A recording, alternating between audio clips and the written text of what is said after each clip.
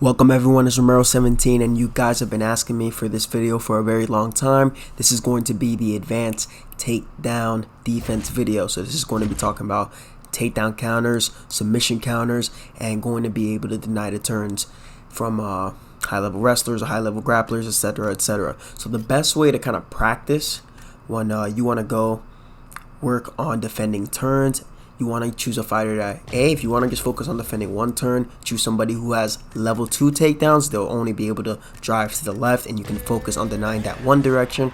And when you get to a higher level, when it comes to denying takedowns, you'll be able to choose somebody like Khabib or maybe Gilbert Burns or Rafael dos Anjos, who are able to drive left and right. And just to show you, you have to go into the view moves, so you have to know your fighter to know what's available for you. And this also applies to the takedown counters. This also applies to the submission counters. So as you can see right here, RDA can drive right, he can drive left.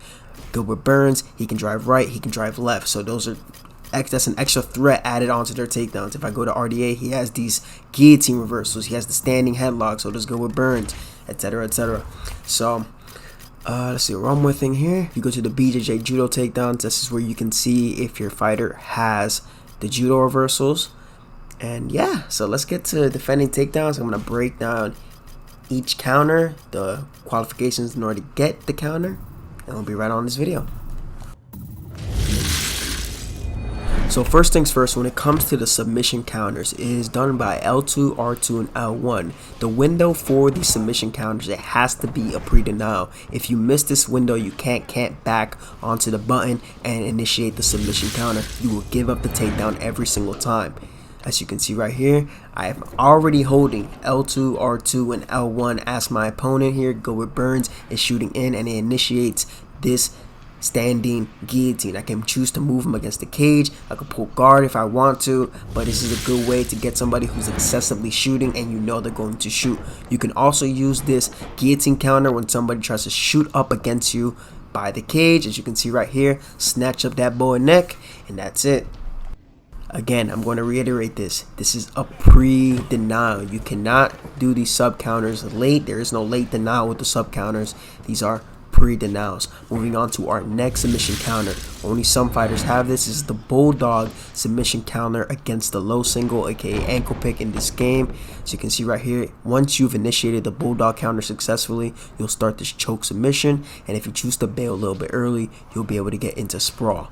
As you can see right here with Rafael dos Anjos, and boom, you're in a dominant position. So if you want to practice this yourself, grab a fighter that has the low single in their moveset, and you're going to initiate the low single out of range. Then once you got the range down, you're going to step into that range, hold L2, R2, and L1, and you'll be able to initiate this bulldog counter. Sneaky move.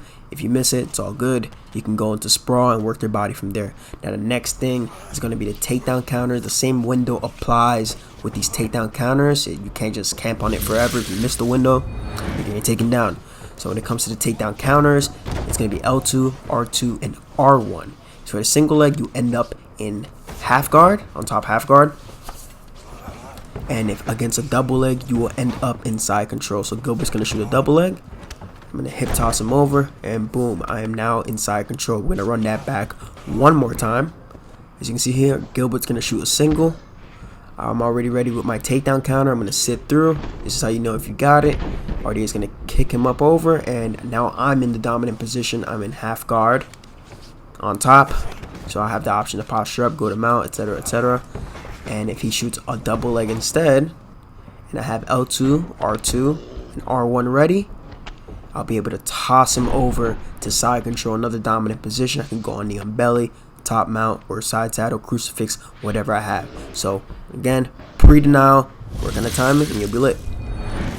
So bear with me on this next part when it comes to denying the turning takedowns, because I put in slow-mo so you guys can see the direction of where I'm going on my camera in order to deny these turning takedowns. This happens when your denial is a little bit late. So here, Gilbert Burns is working a single leg. He's trying to sit me down, so I'm going to go flick left stick and down, and I'm going to time it, and if I time it correctly, I'm going to get this late denial and come right back up. See that? And if he takes me up, so be aware, right? He's driving me up when I'm on the left side of the screen, so I'm just going to go up on the left stick. It's always going to be about the camera angle. There's no left and right. It's going to be up or down with your left stick when it comes to denying these turning takedowns. So you can see right here, Gilbert's going to keep on shooting. I'm just going to react accordingly to every single shot and every single turn that there is. So the next thing we're going to work on here is now on the other side. There, that's up. And here is down. It's different, right? I'm on the other side. So he's going to be taking RDA, sitting him down in that direction. So I'm going up with the left stick. It's weird, I know.